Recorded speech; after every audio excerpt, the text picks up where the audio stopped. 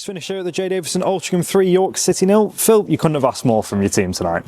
No, we executed the game plan brilliantly today. The lads deserve so much credit, especially after Saturday, where we were really disappointed with the result. I watched the game back and the performance was probably better than what the results suggested.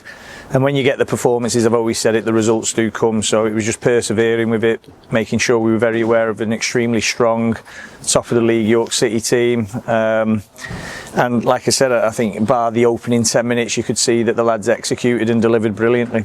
We spoke earlier in the season about Regan Linney, saying he could reach the highs of 25 for the season. A brace this evening, on for 11 of the season. How superb has he been? Yeah, he was great. He was clinical, wasn't he? That's what we didn't have Saturday, not just Regan, but the forwards weren't clinical enough Saturday with the passing, with their execution of whatever actions that they were doing, because we got into the final third so many times and we showed them. But what Regan does give you is that clinicality, but what he does then, he galvanises the other lads as well, in terms of Alex Newby, Matty Coslow, Joe Nuttall. They all combined brilliantly tonight.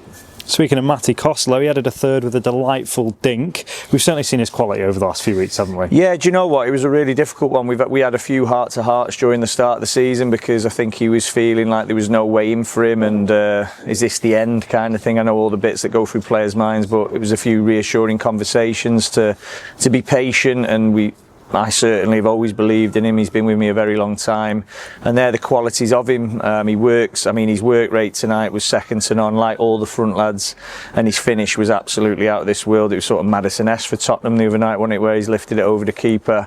Takes great composure and quality to do that. He shouldn't be underestimated. All the finishes were of a high calibre tonight, and that's what we need. We need our forwards to deliver, and they did. A change to a back five in the second half once again, seeing out a clean sheet to reach 7 for the season. How pleased are you with your defensive display from your team?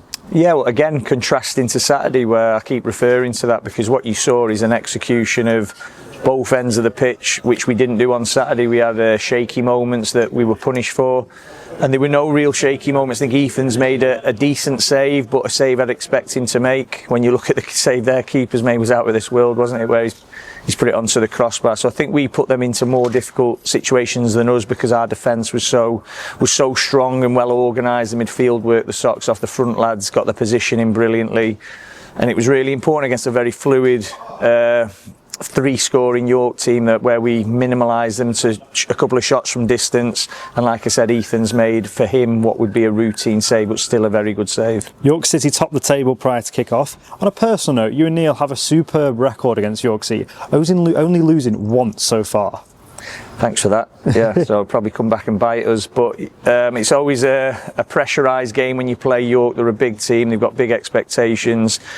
I've said so many times, when you come here, and the tradition, the heritage here in our stadium, you go to York, it's like state of the art. They've got everything they need. They've got a chairman who obviously embraces everything to get them to this point now, and gives them resources that feel never ending when you look at their squad and what they're able to still bring in when they've got real high calibre, well paid players there.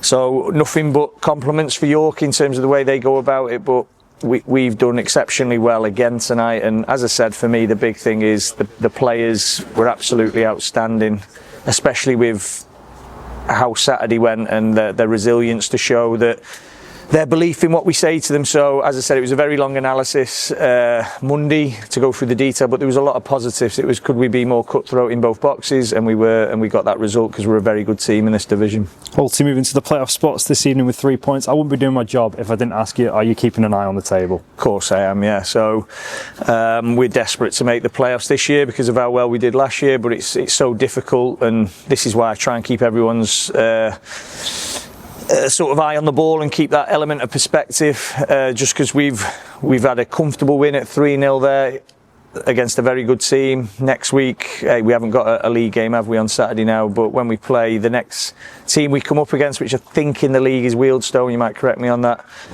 it'll be a really difficult fixture, but because we beat York, everyone will think we'll just turn Wealdstone over. It doesn't work like that in this division. You've got to be on point, you've got to be really consistent with your preparation, your recovery, how you train. Everything's got to be exactly on point, and then you're not guaranteed to win as well, because all the other teams do it really well at this level. We're at the pinnacle in non-league football, and like I said, we're desperate to be in the playoffs. We're there. can we stay in it there now, which will be the next big test for our group.